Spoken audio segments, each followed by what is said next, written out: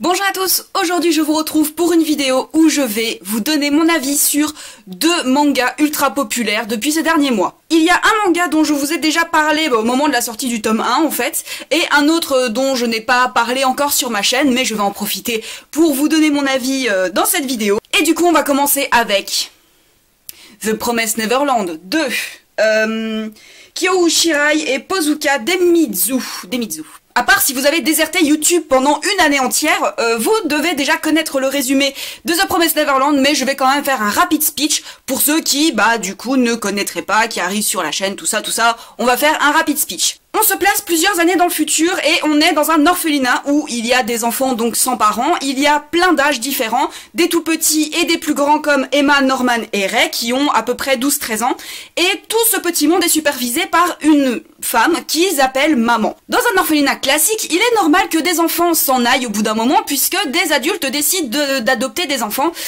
Sauf que dans cet orphelinat, ça ne se passe pas vraiment comme ça, puisque Norman et Emma vont en faire la macabre découverte. Les enfants ne partent pas parce qu'ils sont adoptés, mais parce qu'ils deviennent de la chair à pâté pour des monstres. Du coup, Emma, Norman et Ray vont décider de s'enfuir parce qu'ils n'ont pas tellement envie de servir de pâté pour les monstres, et Emma veut absolument embarquer tout le monde, c'est-à-dire même les tout petits, ce qui risque de poser un gros problème puisqu'ils sont à peu près une trentaine, et comment voulez-vous qu'un groupe d'enfants qui ne connaissent pas le monde extérieur, puisqu'ils ne connaissent que l'orphelinat, ils ne savent pas, à part qu'il y a des monstres, ils ne savent absolument rien du monde extérieur, donc comment est-ce qu'ils pourraient survivre à 30 ? Le premier tome, j'avais pas forcément été très convaincue. J'aimais beaucoup l'univers, j'aimais beaucoup le fait que ce soit des enfants enfermés dans un orphelinat et qu'ils servent de pâté pour monstres. J'ai trouvé le concept vraiment cool. Après, le premier tome est vraiment introductif, et c'est pour ça qu'en général je recommande aux gens d'acheter au moins les deux premiers tomes de The Promised Neverland, comme ça si jamais ils sont pas convaincus par le premier, au moins ils ont tout de suite le deuxième sous la main, comme ça ils peuvent développer un peu plus l'univers tout de suite. Plusieurs mois plus tard, j'ai décidé de continuer la série, puisque je me suis dit bon, il y a quand même un bel engouement autour de ça, j'ai quand même envie de voir ce que ça donne par la suite, et comme vous pouvez le constater, je suis pratiquement à jour. En fait, maintenant, j'attends qu'il y ait 2 tomes de sortie, comme ça j'ai tout de suite les 2 tomes, deux tomes à lire. Et franchement, The Promised Neverland est une très bonne série. Je trouve que la série gère assez bien ses révélations, il y a un petit peu de révélations un peu à chaque tome. Les péripéties que les enfants doivent surmonter sont vraiment très intéressantes, et ma foi, vu que j'attends à chaque fois 2 tomes, j'évite à peu près les spoils que je pourrais trouver sur internet, mais en tout cas, je suis assez bien convaincue par The Promised Neverland au final, donc d'un côté, heureusement que je me suis acharnée, heureusement que je me suis dit ok, tu vas au moins acheter le tome 2, et après j'ai acheté le tome 3, et le tome 4, et le tome 5, et le tome 6. Il me semble que le tome 8 est prévu pour le mois de juin, donc je pense que je vais attendre le mois de juin, comme ça j'aurai le 7 et le 8. Mais franchement, je suis assez bien convaincue au final par cet univers, je trouve que il y a assez de tension, les révélations viennent au moment où elles doivent venir, il y a un peu du mystère, du suspense, c'est un peu de la SF, fantasy bizarre, franchement, je trouve que l'univers est bien cool, bien exploité pour le moment, en tout cas sur les 6 premiers tomes que j'ai lus.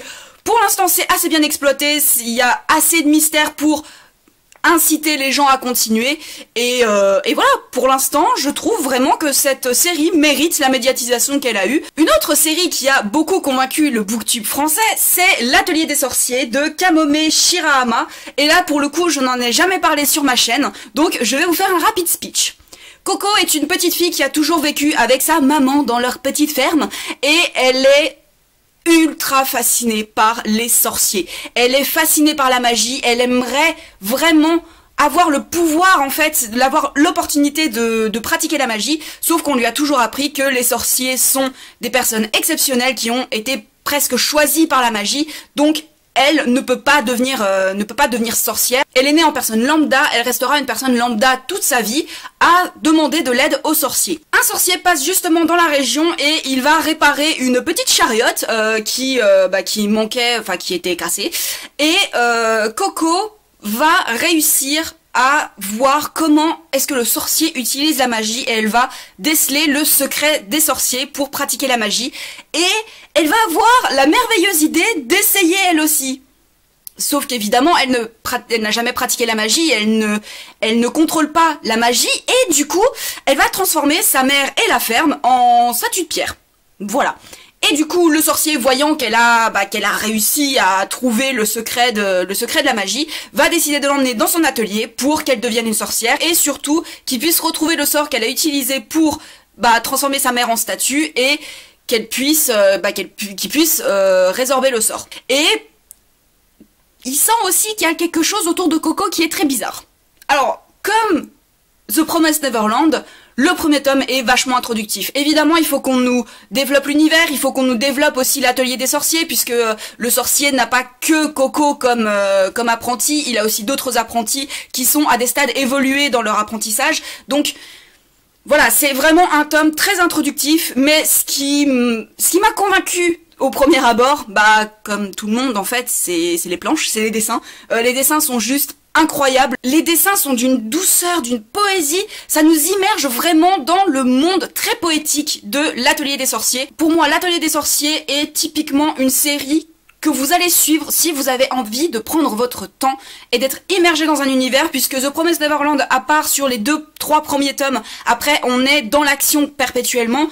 Là, on est dans l'apprentissage, on est dans la découverte du monde des sorciers par Coco, donc on en profite aussi, nous, pour apprendre à connaître ce monde des sorciers, et ça prend vraiment son temps. Comme dit, le premier tome est très introductif, c'est pour ça que je n'ai pas été plus convaincue que ça par le premier tome, mais j'ai quand même décidé, après 4 mois à peu près après avoir lu le tome 1, de m'acheter donc le tome 2 et le tome 3, que j'ai lu, puisque les mangas ça se lit très vite, et j'ai été assez convaincue par le développement de l'univers. Après, ça prend vraiment son temps. Les mystères autour de Coco prennent un petit peu plus en consistance vers le... Et encore, c'est plus dans le deuxième tome qu'on apprend un peu plus sur les mystères qui entourent Coco, mais ça prend vraiment son temps, hein. C'est pas un truc comme à la Promised Neverland où à partir du moment où ils ont des stratégies, ça va aller dans l'action, hein. C'est vraiment... Je dirais que c'est un manga onirique. Pour moi, l'Atelier des Sorciers est typiquement un manga que vous lisez quand vous avez envie d'être imprégné par l'univers, d'être imprégné par tous les petits détails qui font un univers. C'est pas de l'action, on se pose, voilà, c'est une lecture où on se pose, c'est une lecture qu'on prend le temps de savourer, mais je vous avouerai que ces derniers temps j'avais un peu plus envie d'action. Donc je pense que je continuerai quand même l'Atelier des Sorciers, simplement pour voir où est-ce que l'histoire va nous mener, et que j'ai quand même bien envie de savoir ce qui tourne autour de cette chère Coco, au niveau du mystère qui plane autour d'elle. J'ai bien envie de découvrir ça. Après, je sais pas si l'auteur va mettre beaucoup de temps ou pas à répondre aux questions qu'on a. C'est pas la série où je suis à fond dedans. Clairement, ce qui m'a attrapé, c'est les dessins, et aussi tout le côté poétique et le côté onirique de l'univers. Mais à part ça, c'est pour l'instant pas une œuvre qui m'a touchée outre mesure que les dessins ou le côté onirique de l'univers. Donc, je continuerai pour voir où ça va nous mener, mais c'est... Voilà, je dirais presque que j'abandonnerais si jamais les réponses ne viennent pas suffisamment tôt dans l'histoire. Si ça met vraiment trop de temps, il se peut que j'abandonne. Autant que ce Promised Neverland, je suis bien prise dans le jeu, donc je pense que je continuerai la série sur des tomes, sauf s'il y a 50 tomes, je suis pas sûre d'aller jusqu'au 50e. Mais l'Atelier des Sorciers, si ça prend vraiment trop son temps, c'est le genre de série où je pourrais abandonner. Pour l'instant, l'Atelier des Sorciers, je suis assez sceptique, même si c'est quand même sceptique plus. C'est plus dans le scepticisme positif que dans le scepticisme négatif. Le scepticisme positif qui me donne envie de continuer quand même un petit peu. Cette vidéo est maintenant terminée et j'espère qu'elle vous aura plu. N'hésitez surtout pas à me donner votre avis sur ces mangas qui sont un peu les mangas tendance en ce moment sur Booktube. Est-ce que vous les avez lus? Est-ce que vous ne les avez pas lus? Est-ce que ça vous donne envie de les lire? Est-ce que vous n'avez pas envie de les lire parce que justement ils sont trop médiatisés? Ou est-ce que l'univers vous donne envie de les lire mais que en fait vous avez pas trop envie? Bref, libérez-vous dans les commentaires, je suis là pour vous lire et pour vous répondre. Je vous souhaite une très bonne journée et de très belles aventures au pays des pages.